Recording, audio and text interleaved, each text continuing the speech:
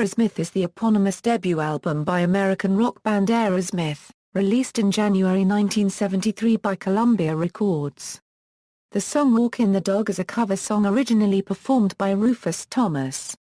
Also, the single Dream On became an American top 10 single when re-released in 1976. Dream On was first released as a single in 1973. The album peaked at number 21 on the Billboard 200 in 1976.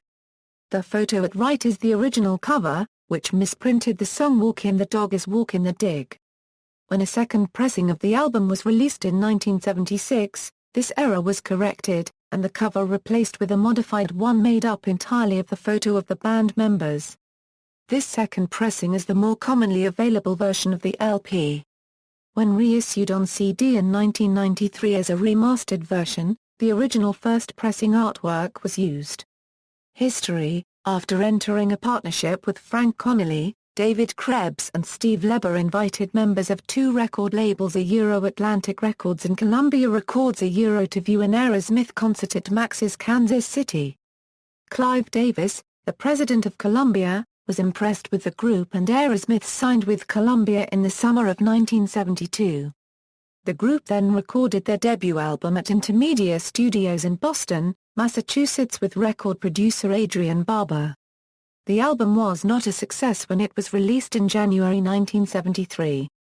The song Dream On was released as a single, in a shortened version, on June 27, 1973 and reached number 59 on the Billboard Hot 100. It would be reissued, in its original album version, in 1976, becoming a hit and reaching number 6 on the chart. Reception: the album received generally positive reviews.